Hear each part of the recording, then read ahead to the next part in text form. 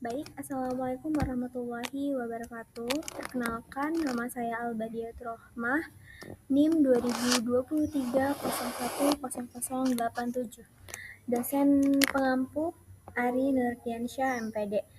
Baik, di kesempatan kali ini saya akan mempresentasikan proposal penelitian saya.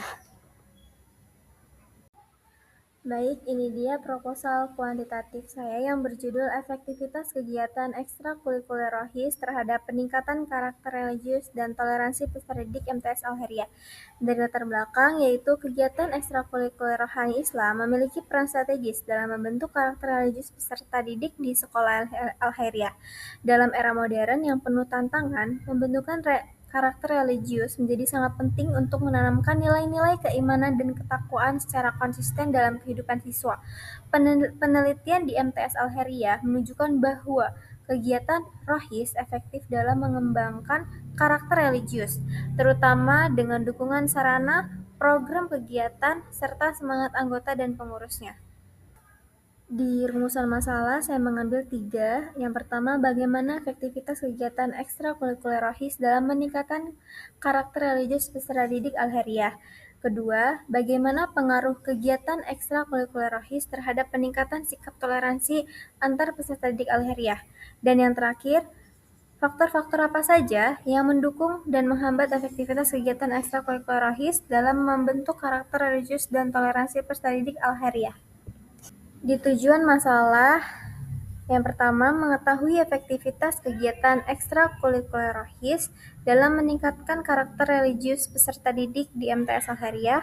2. Menganalisis pengaruh kegiatan eskul rohis terhadap peningkatan sikap toleransi antar peserta didik di MTS Al-Khairiyah. Dan yang terakhir, mengidentifikasi dan mendeskripsikan faktor-faktor yang mendukung serta menghambat efektivitas kegiatan ekstrakurikuler rohis dalam membentuk karakter religius dan toleransi peserta didik di MTS Al-Khairiyah.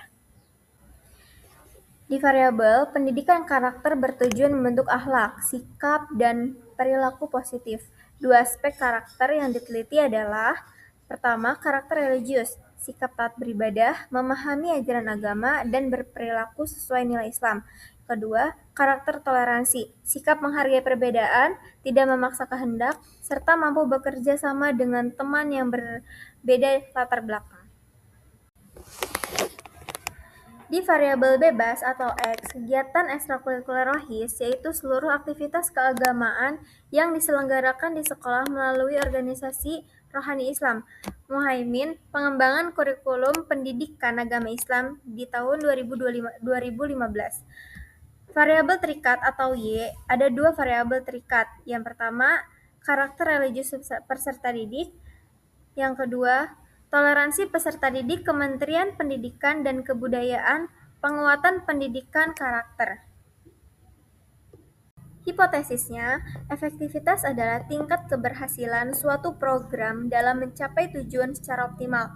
Menurut teori manajemen pendidikan, program dikatakan efektif jika sesuai perencanaan, berjalan dengan baik, dan memberikan dampak positif terhadap peserta. Dalam konteks ini, kegiatan rohis dianggap efektif jika memberikan pengaruh nyata terhadap karakter religius dan toleransi siswa.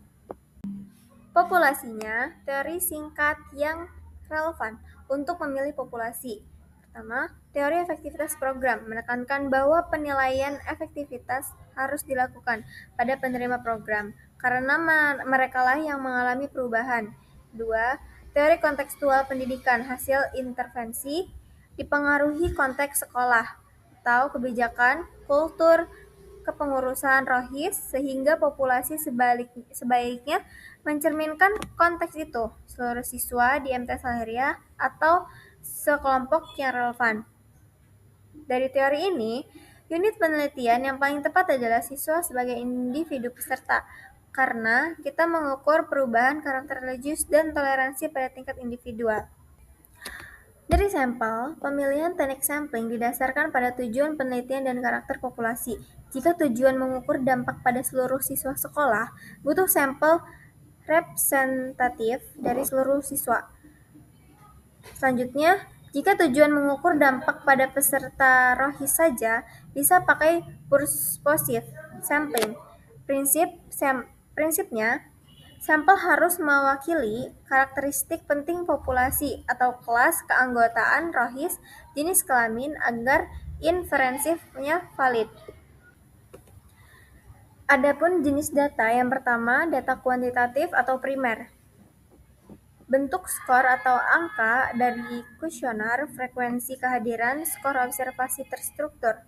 Tujuannya untuk mengukur tingkat derajat karakter religius dan toleransi serta intensitas partisipasi rohis.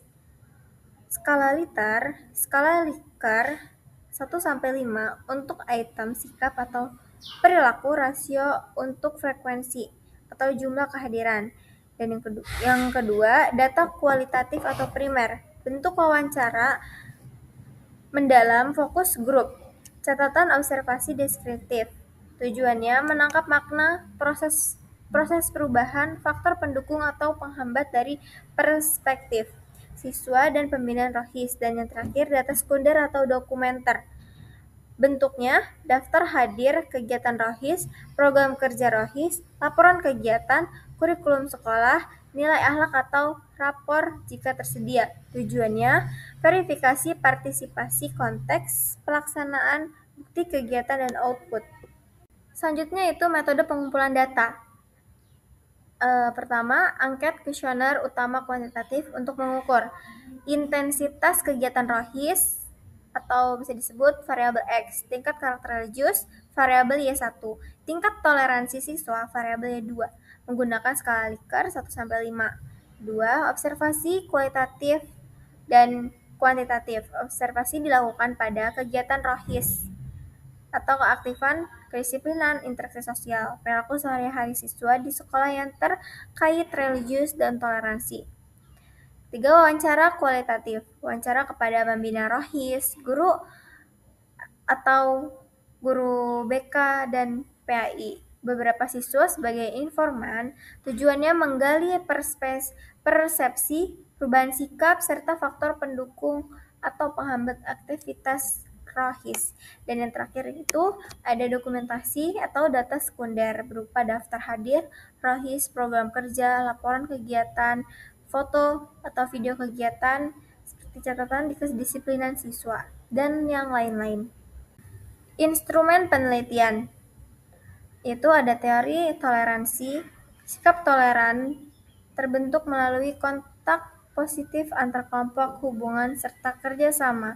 Kegiatan rohis yang melibatkan kerja kelompok, diskusi, dan kegiatan sosial dapat meningkatkan sikap menghormati perbedaan dan menurunkan prasangka.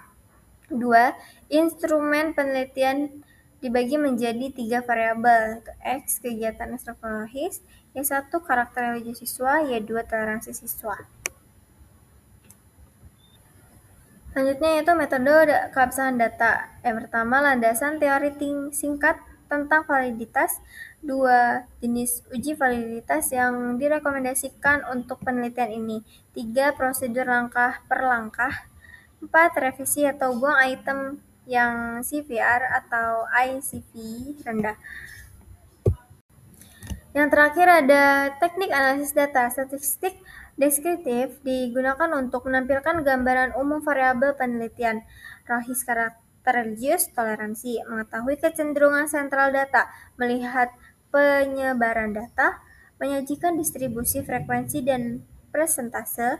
Dalam penelitian ini, statistik deskriptif wajib karena semua variabel diukur dengan skala Likar, sehingga perlu ringkasan data sebelum masuk ke analisis inferensial atau uji efektivitas. Oke, baik. Sekian, terima kasih dari presentasi proposal penelitian kuantitatif saya.